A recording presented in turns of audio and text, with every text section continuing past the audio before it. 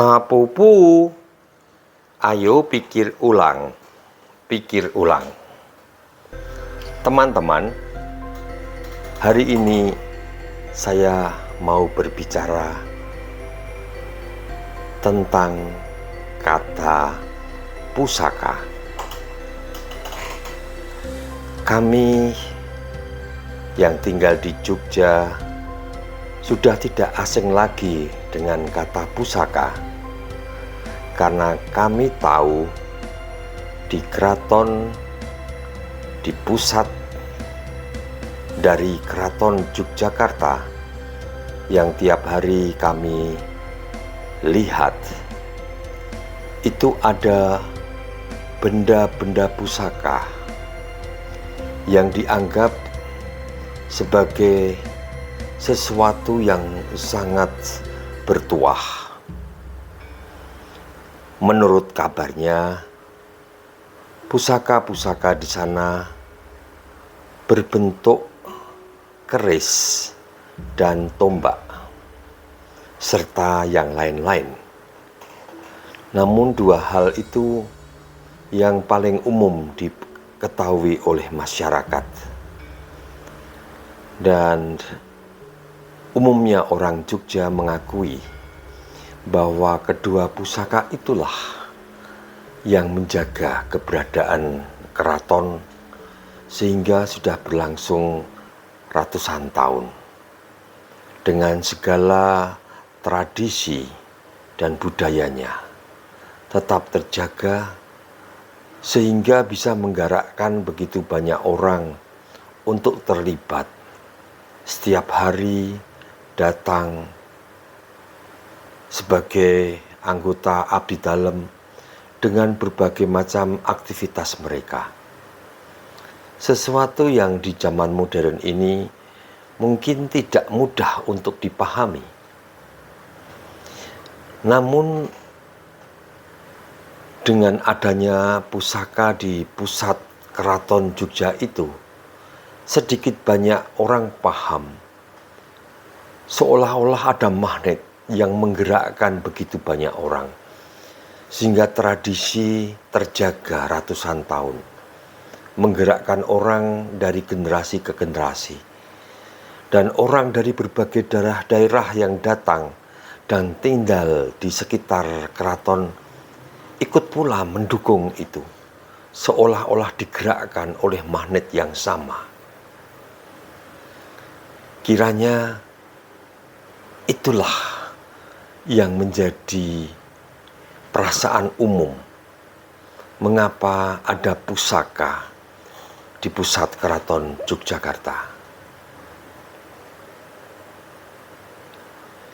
Hal ini mungkin bisa ditambah dengan temuan psikologi modern ketika seorang psikolog besar, Viktor Frankl, dia yang hidup di zaman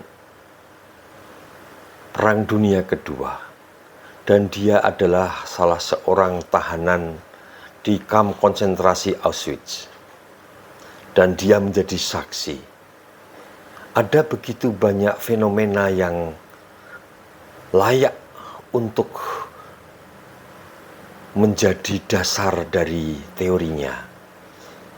Ketika dia melihat begitu banyak orang yang kuat-kuat dan usia muda, namun mereka tidak mampu bertahan melawan kejamnya dunia konsentrasi.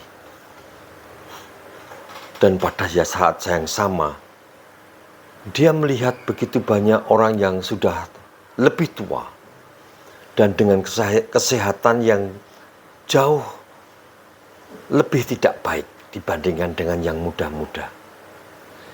Namun pada akhir cerita, bagaimana mungkin orang yang lebih tua-tua itu justru bertahan hidup dibandingkan dengan yang lebih muda dan badan lebih kuat. Dan Viktor Frankl mencoba menganalisa itu mencari data bagaimana itu mungkin terjadi. Sampai akhirnya dia temukan fenomena yang menarik. Ialah bahwa orang yang tua-tua dan badan lebih lemah itu mampu bertahan oleh karena mereka umumnya memiliki sesuatu yang dicita-citakan, sesuatu yang menggerakkan, sehingga setiap kali terbayang apa yang ia cita-citakan itu, maka mereka memiliki semangat untuk bertahan, semangat untuk hidup. Tidak demikian dengan yang lebih muda dan berbadan lebih kuat itu. Mereka tidak memiliki cita-cita. Dan ketika harus menghadapi beratnya hidup di kamp konsentrasi, sekian bulan di dalam tekanan yang luar biasa, secara fisik dan secara psikologis, mereka ambruk, tidak mampu bertahan. Oleh karenanya, Viktor Frankl menemukan apa yang kemudian dia temukan dan dia beri nama logoterapi. Logoterapi adalah terapi psikologis di mana seseorang yang lemah, seseorang yang tidak bersemangat hidup, orang yang tidak punya cita-cita, itu dibimbing untuk menemukan apa yang disebut dengan logo. Logo adalah pusaka. Pusaka yang hadir secara psikologis. Pusaka itu akan membuat orang menjadi bersemangat. Tahan banting, tahan tekanan. Yang dia temukan dari penelitiannya adalah bahwa ternyata orang-orang tua itu masih memiliki cita-cita untuk bisa bertemu dengan anaknya lagi, bertemu dengan istrinya lagi. Dan berbagai macam tekanan hidup bisa mereka atasi karena ada harapan yang dihadirkan melalui gambaran-gambaran tentang keluarganya, tentang orang-orang yang dicintainya, tentang istrinya. Itu semua oleh Viktor Frankl kemudian dikemas dengan kata logo. Dan metodenya disebut dengan logoterapi. Ketika seseorang tidak memiliki logo di dalam hidupnya, tidak memiliki cita-cita, tidak memiliki sesuatu yang menginginkan dia untuk hidup lebih panjang, hidup lebih kuat, maka orang memang betul-betul kehilangan semangat hidup.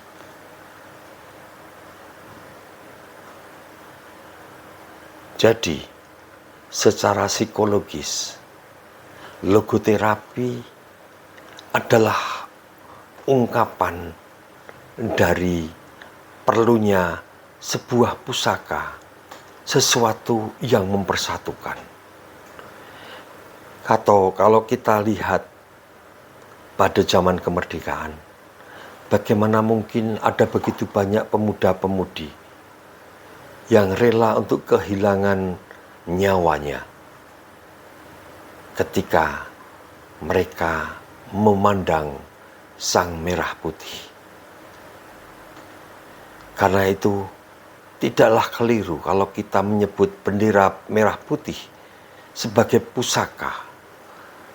Pusaka sang saka merah putih. Sang merah putih itu sudah menjadi pusaka bagi begitu banyak orang muda pada zaman kemerdekaan. Demikian kuatnya pusaka itu sampai menggerakkan orang dari berbagai macam suku untuk menyumbangkan hidupnya sendiri demi tegaknya negara ini. Jadi, pusaka secara psikologis seperti layaknya yang dilakukan dalam logoterapi. Pusaka itu menggerakkan seseorang. Dia meruntuhkan kemalasan-kemalasan, ketakutan-ketakutan, kekhawatiran-kekhawatiran. Itu hancur oleh hadirnya pusaka. Pusaka yang sama bekerja juga seperti di awal tadi saya ceritakan tentang Keraton Yogyakarta. Pusaka-pusaka yang ada di pusat keraton itu telah menghancurkan ketakutan, keengganan, kekhawatiran, sehingga mereka yang tersentuh oleh terapi dari pusaka-pusaka itu telah rela untuk melakukan segala cara untuk mempertahankan tradisi, mempertahankan budaya, mempertahankan hal-hal luhung, adiluhung yang diturunkan oleh para leluhur. Jadi hal pertama yang dihadirkan oleh pusaka adalah yang oleh psikologi modern disebut dengan logoterapi itu.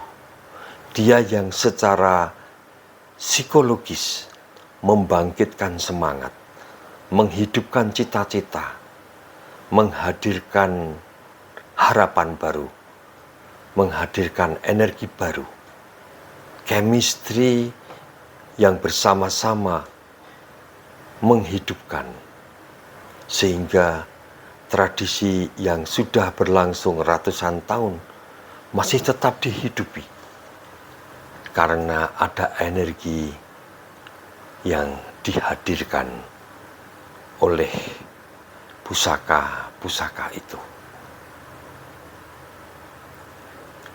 Kini seluruh bangsa Indonesia bisa merasakan yang sama ketika sambil menundukkan kepala kita menepukkan dada kita dan menyanyikan lagu Indonesia Raya. Coba rasakanlah betapa kekuatan logoterapi itu mengalir dari sang saka merah putih. Bendera merah putih adalah pusaka bangsa ini. Kepadanya bangsa ini berhutang budi karena dialah yang membangkitkan energi-energi batin bangsa ini. Sehingga semua yang terjadi dalam sejarah sampai kita ada hari ini di negeri ini, itu oleh karena kita dibangkitkan oleh pusaka sang merah putih. Itulah fungsi dari pusaka yang secara psikologis telah dibuktikan oleh Viktor Frankl dalam metodenya logoterapi.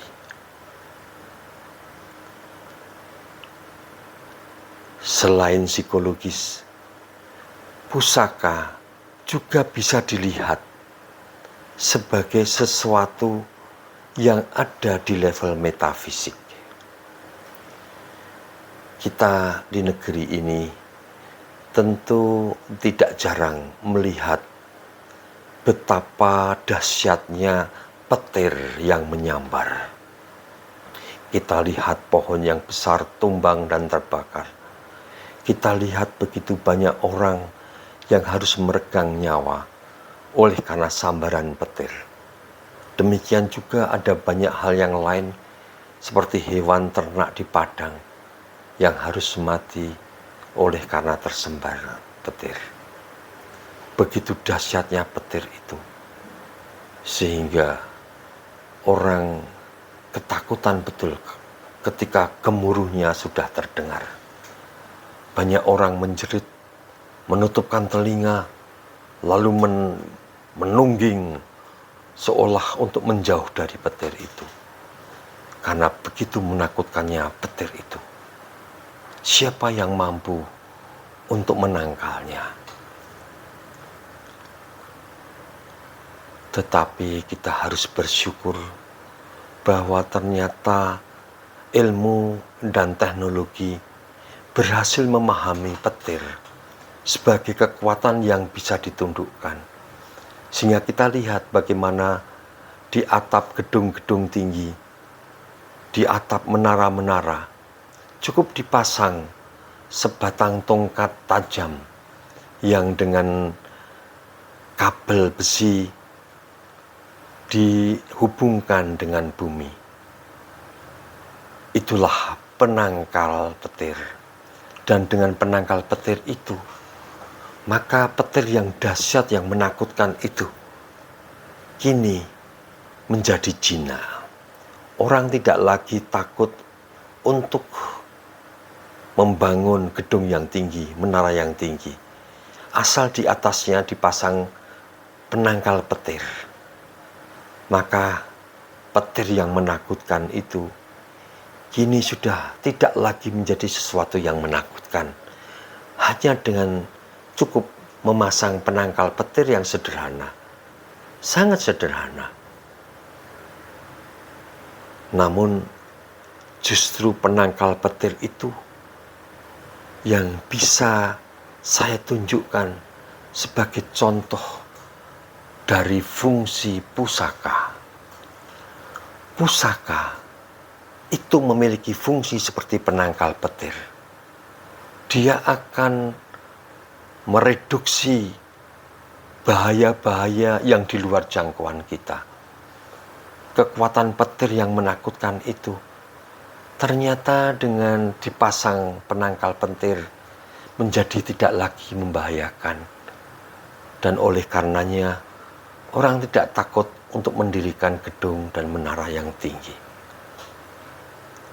Penangkal petir itu adalah pusaka, sesuatu yang meskipun sederhana dipasang di atap, namun dia akan melindungi kita dari bayan petir yang bisa merenggut nyawa, yang bisa menghancurkan dan membakar pohon, rumah, dan gedung. Pusaka memiliki fungsi yang sama. Dia kita pasang di salah satu pusat hidup kita. Dan dia akan mereduksi bahaya-bahaya yang tidak mungkin kita tanggulangi sendiri. Dan dengan pusaka itu, maka bahaya-bahaya yang biasanya menakutkan kita, membuat kita menjerit ketakutan, kini menjadi hal yang biasa. Kita tidak lagi ketakutan ketika mendung menggelantung, hujan mulai turun, dan kilat menyambar-nyambar. Namun petir tidak lagi membuat kita ketakutan. Oleh karena kita punya pusaka, dan pusaka itu adalah penangkal petir. Nah, bangsa ini juga memiliki pusaka. Dengan bendera, maka kita seperti mengalami logoterapi. Dan fungsi penangkal petir itu di bangsa ini berbentuk rumusan Pancasila. Rumusan Pancasila itu bagaikan penangkal petir. Dia akan meredakan segala yang mengkhawatirkan. Sesuatu yang sebelumnya membuat kita ketakutan, kekhawatiran. Namun dengan Pancasila, lalu seperti rumah kita dipasangi penangkal petir. Badai yang menderu-deru, petir yang menyambar-nyambar, kini menjadi hal yang biasa. Karena kita yakin Pancasila akan menangkalnya. Pancasila adalah penangkal petir bangsa ini. Teman-teman, pusaka bendera merah putih, rumusan Pancasila adalah pusaka kita bersama. Kami di Jogja melihat sendiri bagaimana pusaka di keraton telah berhasil mempersatukan masyarakat di sekitarnya untuk menjaga tradisi sampai ratusan tahun, bahkan saat memasuki zaman modern itu. Tradisi itu masih tetap terjaga oleh karena ada pusaka di sana.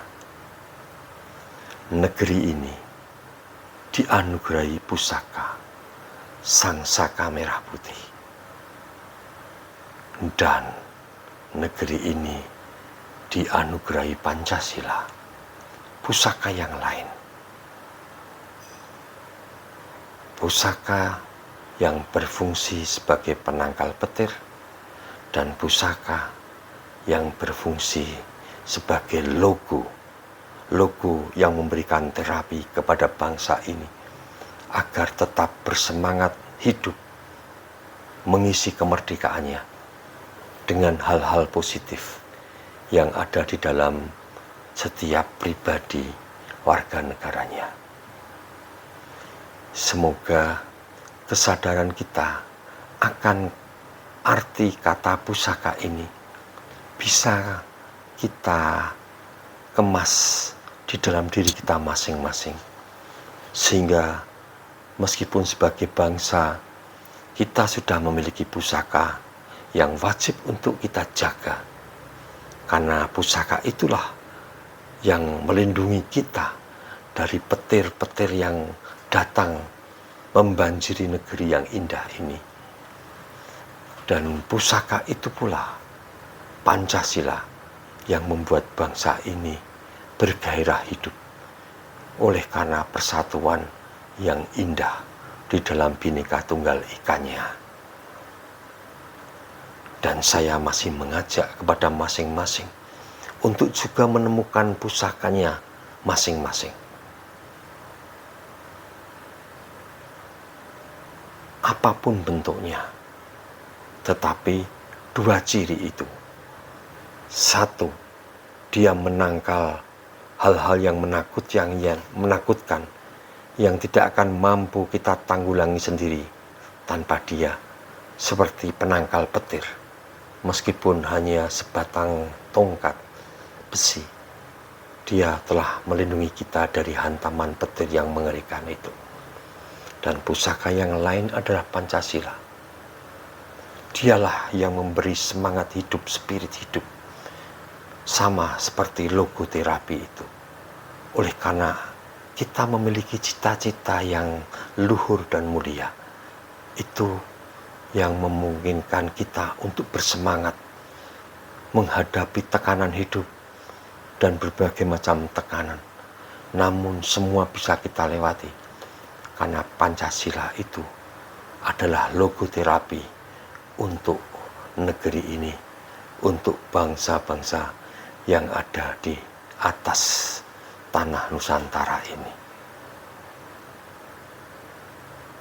Semoga makna pusaka semakin mendalam untuk seluruh bangsa dan untuk masing-masing dari kita, supaya hidup kita menjadi lebih bersemangat, lebih bercahaya oleh karena kita diterangi dan dilindungi oleh pusaka.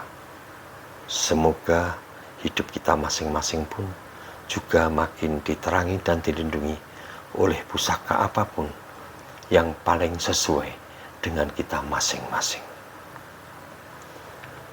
Salam semesta.